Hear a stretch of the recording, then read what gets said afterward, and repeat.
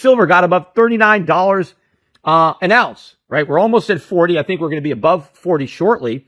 This is the first time since, I think, 2012 that silver got above 39. It pulled back slightly. I mean, I think it closed the week, around 38 and a half, yet silver stocks are still maybe more than 10% below their peak. That's how much they pulled back on a tiny 1.5% correction in the price of silver. You got a dumping of silver stocks, which had made new 52-week highs as silver went up. And then, of course, it's very weak hands in the gold and silver mining stocks. People still don't have the conviction of this trade. It's climbing a wall of worry, and there's tremendous amount of worry on this wall, which is why I think these stocks are still great buys. Platinum almost hit 1,500. You remember, on my podcast, I specifically told people a couple months ago, when platinum was still below 1,000, I said, you got to buy it. Buy platinum. I said, gold is 3 times the price of platinum. Platinum's risen 50%.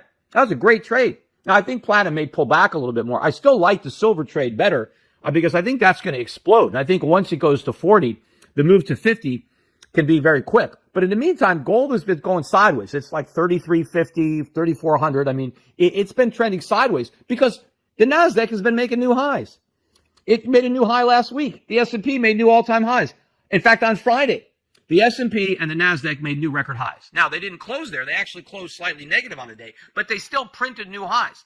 That's why the interest in gold has temporarily taken a back seat. And that's really what's driving crypto. It's the appetite for risk assets. Gold has been going sideways, and in that environment, Bitcoin has risen along with the NASDAQ and all this extra hype surrounded by crypto week. But getting back to this stablecoin. So the stablecoins are not going to save the dollar because they don't increase the appeal of the dollar.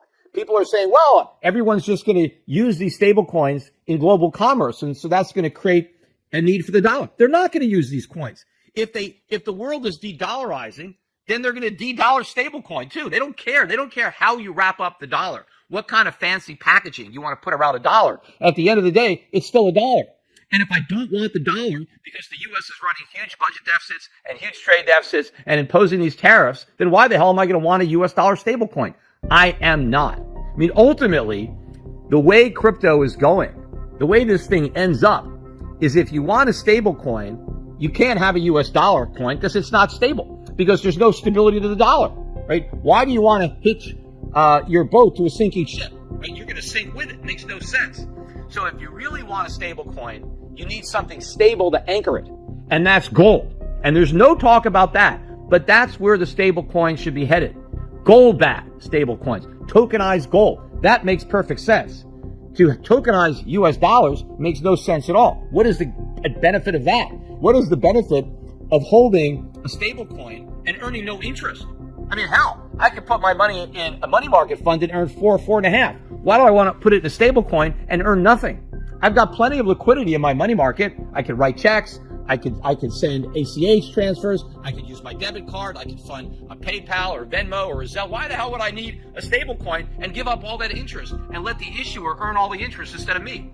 Makes no sense. The main purpose of stable coins is to trade crypto, to trade Bitcoin. I don't care about trading Bitcoin because I don't trade it. So why do I need a stable coin? But I can see the benefit of a stable coin backed by gold, because there, right, it's not easy to use gold as a medium of exchange the way it is dollars. But if you tokenize it, it's very easy. Now, gold can be held by a custodian who can issue tokens, and now we can use those tokens to buy and sell stuff. We can use it as a medium of exchange. We can make instant payments around the world at basically no cost, or practically no cost, at the speed of light. So there is a viable reason to tokenize gold. And gold's not really paying interest anyway. So if I'm going to store my gold and I'm not going to earn any interest, well, why not store it in a stable coin where I don't earn any interest, but I get all the added convenience? I mean, that's how all the crypto people are constantly criticizing gold, because they say, well, you can't use it to make payments. Oh, yes, you can. I mean, you could use it even without tokenization. But yes, I agree. If I want to buy something from somebody in Indonesia tonight and I want to pay for it, I can't really send them some gold physically. But if I had a gold token, a token that was issued that I can then transfer to that person in Indonesia, and I can transfer the ownership of the gold that never moves, right? That's the same concept as a stable coin backed by U.S. treasuries. The treasuries don't move, right? the dollars don't move. What moves is the token that corresponds to ownership of those treasuries, of those dollars. Not really the treasuries, because you don't get any interest, but the dollars that are there. I can do the same thing with gold, but that makes sense. So we can conduct global payments in U.S. dollars, in gold, with tokens that are tied to and back to gold. So that's what makes sense. That's what nobody is talking about other than me. And I think ultimately that is where we're headed. Anyway, another thing I wanted to talk about that was a big deal this week were the passage of that Genius Act. President Trump made a big deal praising all of the crypto people when he signed that. There's a couple more bills. They call this Crypto Week because there's some other bills. There's 3 bills in total that are basically a payoff to the crypto industry for all the money they spent helping to elect not only Donald Trump, but other members of Congress. A lot of money has been donated to these PACs that then give money to congressmen, senators on both sides of the aisle to be favorable towards Bitcoin and crypto. And so a lot of coverage of Crypto Week and of these bills. In fact, Bitcoin, I think the record high that I saw for Bitcoin was about $123,000 per Bitcoin.